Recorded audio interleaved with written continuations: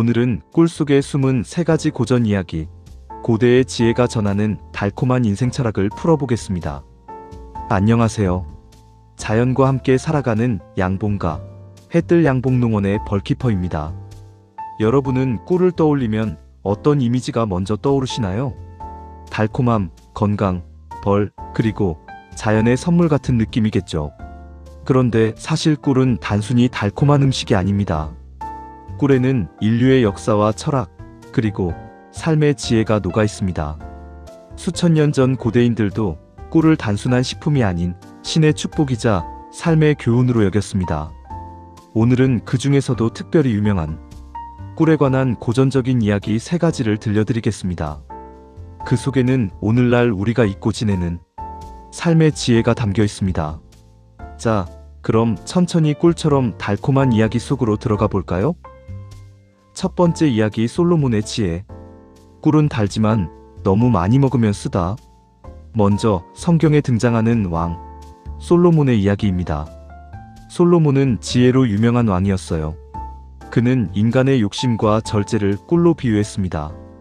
성경 잠언 25장 16절에는 이런 구절이 있습니다. 꿀을 얻거든 내게 족한 만큼만 먹으라. 과식하면 토하게 되리라. 이 말의 뜻은 단순합니다. 좋은 것도 너무 지나치면 해롭다. 꿀에 취하여 보셨나요? 꿀은 분명 좋은 음식이지만 너무 많이 먹으면 속이 느끼해지죠. 인생의 즐거움, 사랑, 돈, 명예도 마찬가지입니다.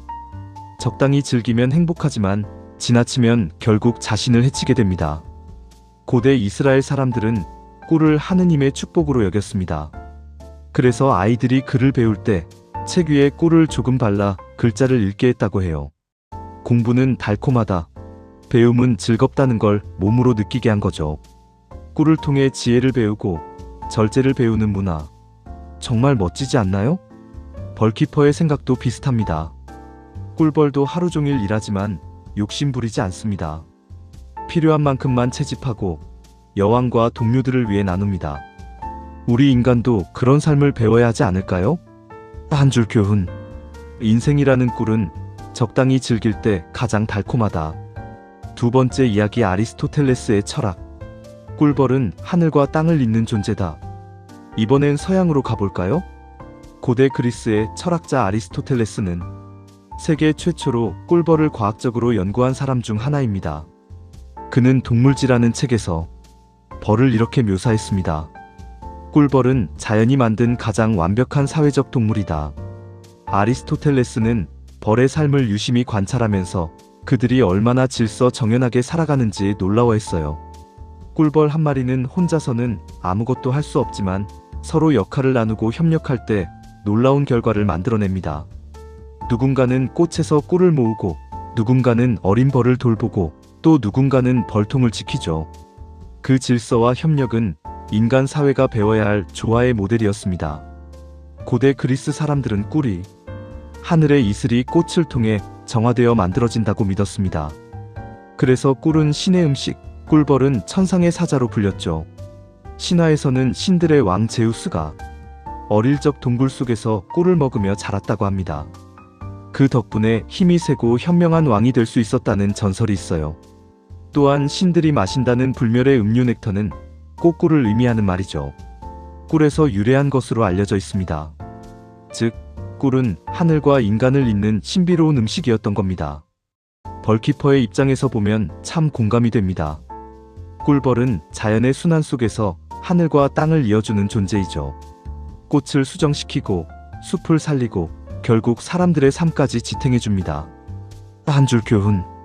꿀은 하늘의 지혜가 땅 위로 스며든 결과물이다. 세 번째 이야기, 장자의 도. 벌은 꿀을 얻고 꽃은 열매를 맺는다. 이제 동양 철학으로 넘어가 볼까요? 중국의 철학자 장자는 꿀벌을 상생의 상징으로 이야기했습니다. 어느 날 제자가 장자에게 물었습니다. 선생님, 벌은 꽃의 꿀을 빼앗으니 나쁜 존재 아닙니까? 그러자 장자가 웃으며 이렇게 대답했어요.